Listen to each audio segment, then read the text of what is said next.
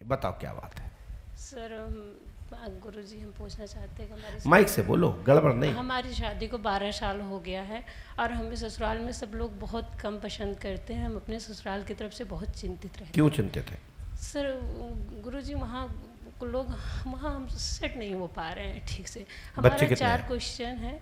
हमारे 2 लड़के हैं। 2 लड़के हैं जी।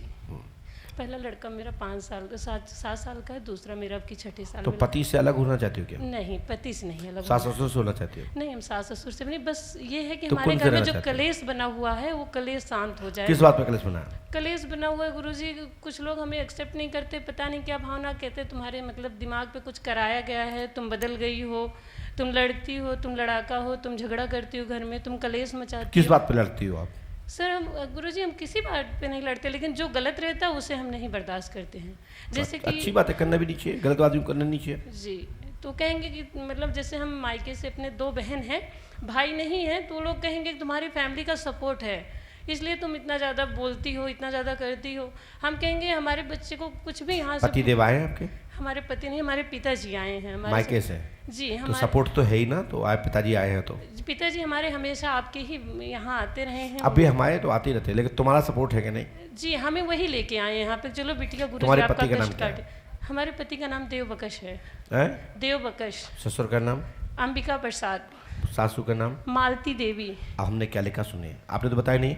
अंबिका प्रसाद एवं मालती देवी का परिवार आपको प्यार करेगा और अच्छे से मिलजुल के रहेंगे। आशीर्वाद है, सद्बुद्धि आएगी। अंबिका प्रसाद एवं मालती के द्वारा प्यार मिलेगा, आशीर्वाद है।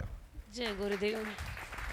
गुरुजी हमारी माता जी का तबीयत बहुत खराब रहता है, जो मेरी मम्मी जी हैं मायके में, उनकी तबीयत बहुत खराब रहती है और वो स्वास्थ्य बहुत ज़्यादा आई हुई है यहाँ पे आपके यहाँ, और अमावस्या भी कर रहे हैं। उन्होंने पर्ची भी यहाँ की कटाई हुई है। बहन को आपने आशीर्वाद दिया है, बहन का पेपर भी है 16 तारीख को, तो हम चाह रहे हैं आपका आशीर्वाद बना रहे हमारे परिवार पे। बिल्कुल मिलेगा जी। और मतलब जैसा कि हमारा राजनीतिक परिवार रहा है अयोध्या में, हमारे बाबा जो है मंडल अध्यक्ष रहे हैं, तो हम चाहते हैं कि हमारी पीढ़ी दर पीढ़ी मान सम्मान बना रहे, मेरे पापा भी उस काबिल बने कि हम लोग 4 इंसान के बीच में अच्छे से देखे जाएं। लीजिए आप बेटा, हमने जितना समय आया उतना लिखा। ये मंत्र को आपको करना है, बताइए क्या लिखा है? ओम क्रां क्रीं कर स्वाहा। ओम क्रां क्रीं क्रीं क्रीं फट स्वाहा 108 बार। 3 रामायण, 3 दिन का हवन, 3 आयबंधन करना है। साथ ही बरहा जाना है, बरहा धाम जाना है। 5.25 किलो पचमेरी मिठाई लेकर और बीड़ा पान बतासा से ये अपनी अर्ची लगानी है। सफलता मिलेगी, आशीर्वाद है। गुरुजी क्या किसी ने मेरे दिमाग में बिल्कुल आपके घर में बाधा है और हनुमान जी कृपा करेंगे। ये बताओ बेटा, क्या आपने हमको या हमारे यहाँ किसी रसीद काटने वाले को अंबिका प्रसाद या मालती देवी का नाम बताया था? हमने यहाँ किसी को कुछ नहीं बताया, हम पहली बार यहाँ गुरुजी आए हैं। पर्ची कटी आपकी?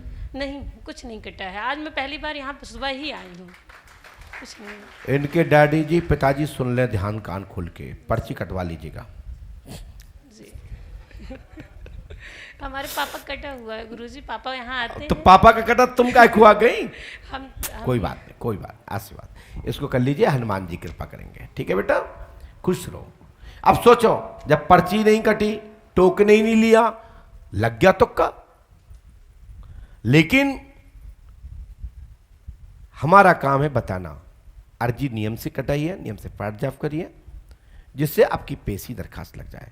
और बरहा धाम जाना भैया, इनके जो पिताजी सुन रहे हो ना, कल सुबह 5.25 किलो पचमेरी मिठाई बीड़ा पान बतासा के साथ वहाँ जाना है और अपनी पेशी लगानी है ना, और बाबा से प्रार्थना करनी है। ध्यान रखिए, बाबा श्री हाथीवान महाराज के दर्शन करने मात्र से, उस भूमि को स्पर्श करने मात्र से आपकी मनोकामना पूरी हो जाती है, बस आपके अंदर श्रद्धा हो।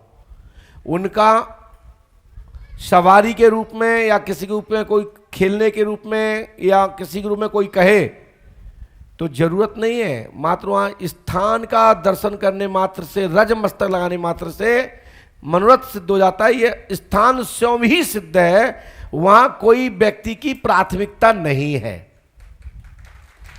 ऐसे पंडोकर धाम भी, पंडोकर धाम की जो भूमि है, ये स्वयं स्वतः ही सिद्ध है।